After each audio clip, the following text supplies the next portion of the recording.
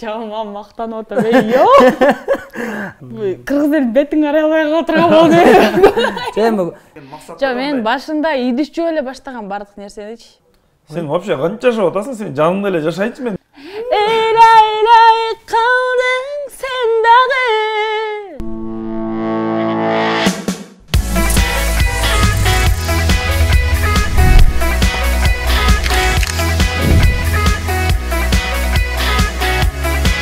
Мактаныш эмес го, бүгүн өзгөчө кылып айымдардан да чакырганбыз.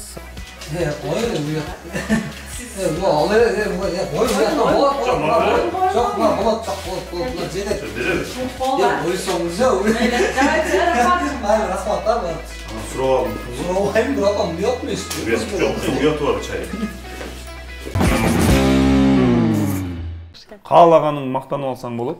Эгер бир возможность келип калды. Кысайкал жаштыгынан эле өзгөчө таланттары бар, ар кандай образдарда, алты жагында ырдайт, ондой нерселерди биз айтпайбыз. Айтпайлы болот. Себеби мындай мактаныш эмес го, биздин долбоорго жөнөкөй адам чакырбайбыз. Жакшы. Мактаныш. биз вообще эч ким чакырбайбыз, өздөрү келет деп койсун. Эми сиз чакырбайсыз да, мен чакырып атпайм. Сиз чакырсаңыз келбей атат. Сиздин телефонуңуз менен чакырат экен да. Телефон менен чакырат. Секреттерди айтпачы да. Эми мактанып атса кайра. Просто чакыргандар келбей атат да, анан ошо. Эме башында айтып койгойлу, кысайкал тааныштырып койгойлу, алдыңда турган татынака болгон ак кара болгон шоколадный жана ак түстөгү бул кукуруздар, бул чыныгы биз мактаныш эмес го, Максат экөөбүз Асат Production долбоор жалпы жамаатыбыз патриотпуз, кыргыз деп күйөбүз. Анткени себеби бул кукуруздар биздин Кыргызстанда жасалып чыгарат. Нукура биздин Кыргыздын продукциясы. Анан эме үйгө келген адамды дастарконго кара дейт, бир эконон даам сызып, бир жеп көрүп, буга чейин деле жеген кукуруздарың бардыр, алардын ичинен айырмасын эмнени байкадың? Бир айтып берсең. Көрдүңүзбү? Бул даам таткыча кысайкал мен айтып койдум, бул кукуруздун аты 3-7 деп аталат. 3-7? Анан кукуруз эле же мындай адамга жараша түсүнөн бөлөк. Бул кукуруздар мындай кичике кыздарга, балдарга болуп да бөлүнөт. Себеби дегенде анын ичинде оюнчуктар бар. Мисалы үчүн как раз сен кызыңа. Ойчу бемер алса.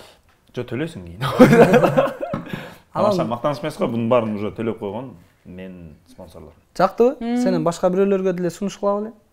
Сөзсүз. Анан бунун эң негизгиси эч кандай бир химикат зат кошулбайт. Ошо билинип турат. Нукура өзү ошодон билинип турат. Анан эми келдиң, сага сөз берели. Сен биринчи өзүң жалпы эл иш менен саламдаша алсаң, андан кийин кийинки суроого. Сөз кезеги кысайкалды. Саламатсыздарбы, урматтуу кыргыз элим. Бүгүн ушул байкелерибиз Бишкекке келип, атайын чакырып атса, кантип келбейбиз деп жүгүрүп келип калдык. Сиздерге чоң рахмат чакырганыңыздарга.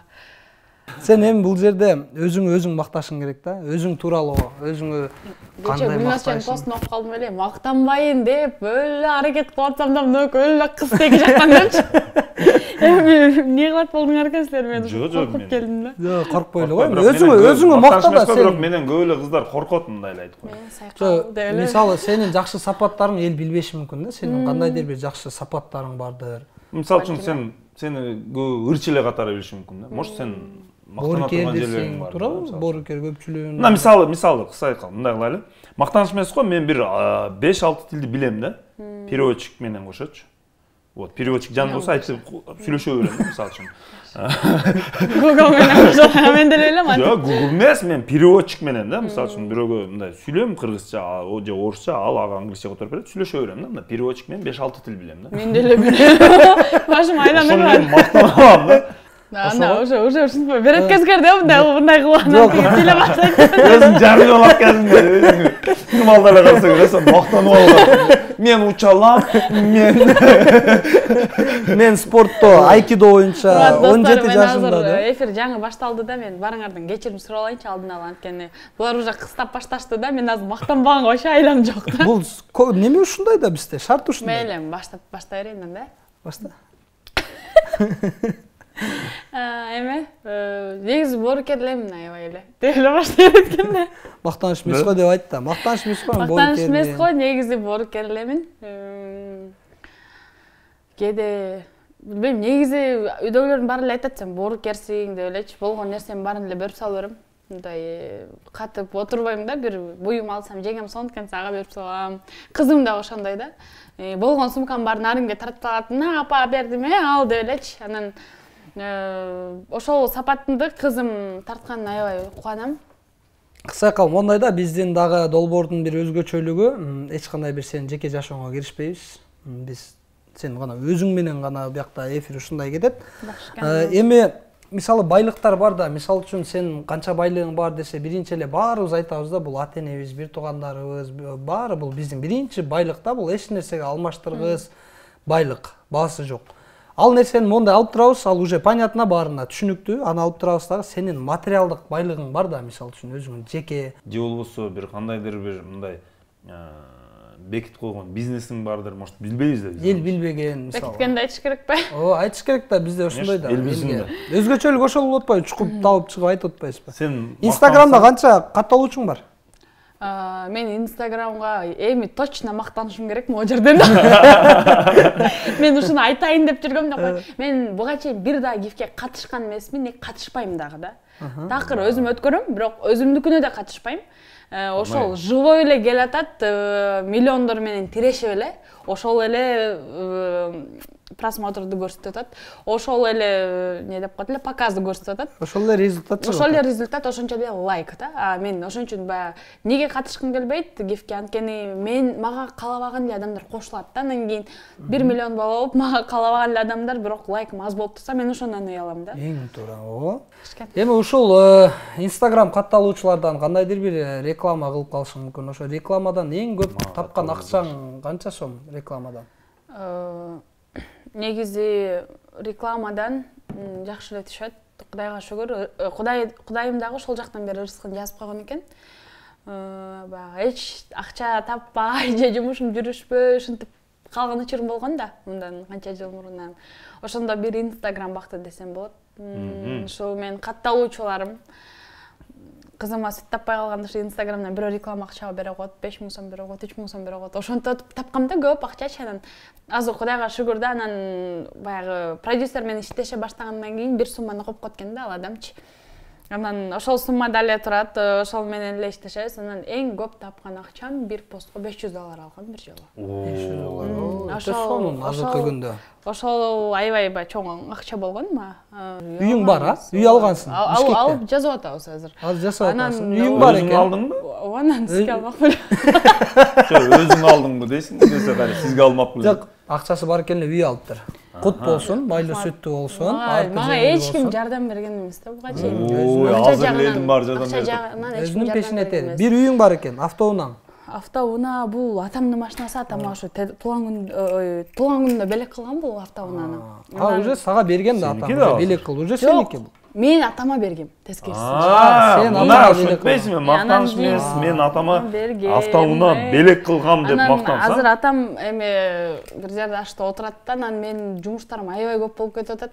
Анан машина алам деген акчам бар, үйгө салып, азыр атама көз каранды болуп отурамакчы берип туруп. Азыр машинаны кайра алып койдум да. Жок, эми 1 саатка берип турат, бар жумуштарымды бүтүрүп алгам. Эң сон азамат мыкты. Ошондой атам бар да. Ошондо мактаныч эмес го, урматтуу көрүүчүлөр, Кыз Сайкал атасына автоунаа белек кылыптыр. Темир тулпар. Азамат, браво, сөз жок. Күнүмдүк жашоодо кирешелериң, эми угуп жүрөбүз, өзүңүн жеке бизнестериң бар, ошол тууралуу да бир мактанып кетсең элибизге. Эл билет да сен жана көрүүчүлөр эмнеге айтпады дейт да. Айт да. Бизнестерибиз бар, кичине. Мактаныч эмес го? Мактаныч эмес го. Иштатат да. Не иштат, айт да. Салонду жаңы эле көчүргөнбүз. Буюрса 10 миңда кетпейсиңерби? Жок, кетпейбиз. Мындай адрестеринен бери айтып койсоң, чтобы кетпейсиңерби деп атам. Жок, кетпейбиз. Кетпесиңер анда келгиле. Сөзсүз барабыз ал жактан да. Анан эми ал жерде азыр иштеп атат. Онун да открытиясы болот деп атабыз. Кайсыл жер адресин айтып кой, балким сен. Московскийде Турузбекова да, Цветейка бар го. Ошо по Московский спа салонунун жанында Кабылова студия деп турат. Ырчы жаатында деле тойлорго ырдап турасың, э? Тойлордо канча сомдон чыгасың бир тойго? Канча болот деп? Жок, өзүңүздөн эле жок, өзүңүздөн эле угалас, карантинде баарынын ставкасы түшүп кеткен го. Түшүп кетти. Анан $50 деп калды окшойт. Жок, мисалы үчүн мындай да, Кыз Сайкал мен атын такыр айта албайт, кысалып калды деп. Шөлө сайкал деп эле. Ушуда Финалда эле. гимн тапкан тяжелый аттар. Мен ат коюп койбойм 0-1, 0-2 деп эле. Сурооңуз. Сайкал. Мындай да, чыгармачылда эң көп тапкан bir günde, наверное, да, скорее всего, bir günde kalaylı. Bir günde en көп тапкан канча суммада акча болгон? $700 ба, $800 деп тапканбыз bir günde. Bir günde. Канча тойго баргансың? 3 ушундай. Киреше дагы кайсыл жактан бар сенин жашооңо? Салондон. Анан биз баягында эме дагы ачканбыз. Мактаныч эмес го? Мактаныч эмес го, жанагындай эмне да, кооску. Кийим тигет го? Цех. Жок, цех эмес, мындай бир эле адам ателье. Бир эле адам тигет да, заказ кылса, ооба. Ошондой да бар. Кудайга шүгүр, ошол жактардан келе берет экен акырында. Жаман мактанып атам. Өмүр деген клипке ошо көбүрөөк акча кетип калган экен, сюжет көбүрөөк болуп калды. $3000 кетиптир. $3000 кетирди да. Мен өзүм тартканда өзүм жүргөн жокмун жанында. Ошончо толтур адам иштеди. Мен баягы ырдай турган жагына бар эле ырдадым. Биздин продюсерибиз мактаныч эмес го, кыйын бала. Мына эми өзүңө келип атат. Эми ачылды. Продюсериң да көрүп сүйүнсүң. Продюсериңди мактап койдуң да. Действительно күчтүү бала. Ишенесиңерби, ишенбейсиңерби билбейм, мен такыр акчага барып кийим алып көргөн эмесмин. Сен вообще канча жашап атасың? Сен жаныңда эле жашайчы, мен эчтеке расходуң жок болсун, жекелечи расход болбосун. Бул кийимдердин бардыгы эмеге эле келет да, мисалы үчүн рекламага, өзүмө жагып калса эле барып алайын десем эле сразу рекламага деп сүйлөшөт. Хорошо дейт. Анан кийин өзүсүн баягы тиге турган жер бар, аяктан тигип эле мындай бир уже акча сатып алган. То есть мактаныч эмес го, сен таптакыр акча коротуп кийим албайт. Сулуу бекер кийинип жүргөн кыз сайкал деп койсуң. Сайкалдан бир куплет ырып ал, жегилип калган. 600 сом бербейм десең, бир куплет ырдап берсең болот, болбосо 600 сом берем десең, ырдабай койсоң боло берет. Лучше ырдап эле, колдон келет го. Бирок мен тандаган ырды ырдайсың да? Кайсы? Мага жаккан ырды ырдайсың. Мага исключительно буй-буй жагат да. Түн караңгы, күн да караңгы. Англисча варианты. Койсуң. Биз эрчиген айда караңгы. Жылдыздар таң сүрүлсө да. Жалгыз турам. Козгойт санамды. Ар жердин арасы. Эйлай калдым мен дагы.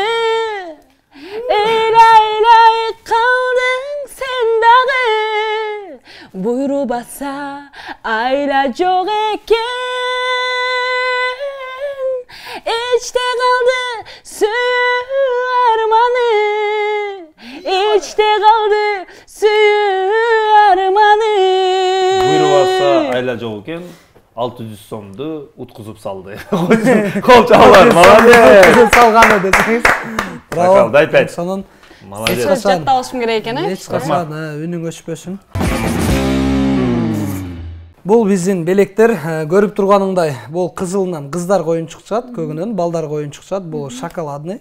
Булдан булардын ичинде ак татынакай. Анан эми жалпы урматтуу достор, Асад Production YouTube каналына каталы электер болсо катталып, коңгурокчону басып коюңуздар. Жакшы ой пикир кана сиздерден күтөбүз. Сиздердин ой пикириңиздер менен биз буюрса дагы да алдыга өнүгүп, жаңы идеялар менен дагы сиздерге жаңы жаңылыктарды берүүгө арбага аракет кылабыз.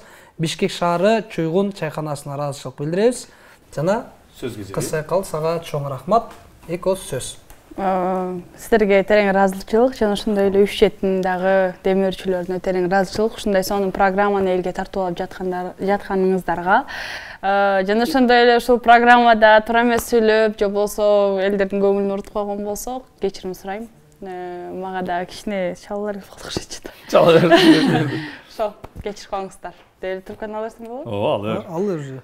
Мына мактаныч эмес го программасы ушуну менен мактаныч эмес жыйынтыгына келип жетти.